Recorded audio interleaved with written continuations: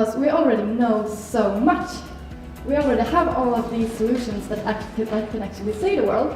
We're just not using them. I moved back to Sweden and I took a master in entrepreneurship, and I thought I had all the tools I needed to actually create value of all the...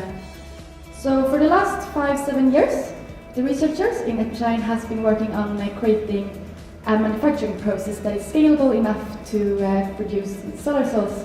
And based on this process, Uppsala as a company has been built. The CleanTech Challenge team and partners, thank you very much for being here today. So we take Swedish winners to London every year, where we compete against big universities. So we see where Swedish innovations stand among big universities as Harvard University, Imperial College, and so on. What is important to note is that nothing significant from a mitigation point of view has changed in terms of the scale of the challenge. In the last 27 years, the first set of IPCC reports came out in 1990, 27 years ago, over a quarter of a century ago. Yes, we have to do climate change, but we have to do climate change, and we have to do biodiversity, and we have to link it with energy, and then we need to link it with energy, economic systems, and we need to link it with prosperity, so everything's interlinked. The rest of the day we will see great examples of solutions. Can you imagine what it's like to grow up in a situation where you feel completely trapped? Can you imagine how desperate it is to feel that there is no way out and to wish that there was someone, anyone there, who would come and save you? This is how I grew up. I'm the kind of person who doesn't really care what things are said to me, but if I see those same things being done to someone else, I will stand up and not let it go. There is a matching function, so there is Match.com or Tinder for these resources and needs. They've been competing in England for 3 weeks ago, and they're here now from Stockholm. Solar Water. We are working with solar-based plastic recycling. We are actually an Engineers Without Borders group from KTH, where a group in London's called Studio Swine has created a parabolic dish reflector that has managed to melt plastic waste from the ocean on a ship. The difference between a dish and a trough is that a dish is much more costly to implement because it requires more curved mirrors and more difficult to build. So what are the resulting products we can get from this? You can see here we could make plastic blocks out of it for construction. It could be used for bowls, utensils. It could be used for making toys.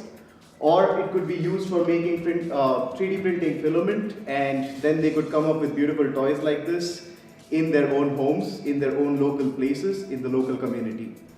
So the first phase of our testing will be in Greece, in a refugee camp, and we will collaborate with Habibi Works there to test our prototype. There is way more sun in Greece than in Sweden, so we could get higher temperatures there and test the feasibility of our prototype. This is the thing, we are all entrepreneurs and we are capable of doing this.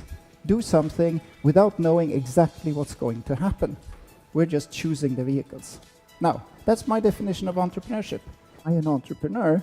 Forget about it, it's a wrong question. Yes, you are. Life will tell you when it's your turn. When you start that company, do that blog, write that book, start that project. This is what I found out. 39 variables affect success. And then we're not even exploring the fit between the entrepreneur and the environment and the timing. It's about making the sale for being able to do what you would want to do, right? You adjust the message. And this I discovered, and I think I would like to convey this to you guys as well. Think a lot about this when you do your project. All right? And you can just take the advice from someone who has done it. Think, who is this person I'm talking to? And think, again, if the tax form is one recommendation, think in the following way. It's not about what you want to say. It is about what the person listening wants to hear. We can coordinate. I can tell you to move on to the next slide when I get to that point. So right now, since we are in the beginning of our journey, we are looking for connections and advice and expertise within the area of elderly care. I'm Fabriana from the group Bintang, and I came today because I'm interested in the event about the CleanTech and mingling with the like-minded people. Now I just had a discussion with a representative of ABB, who is talking about new ways of bringing in startups into the corporations. That's something I've heard about, but I can now see that's happening at a broader scale actually. So ABB is one of many companies that seem to be doing this particularly.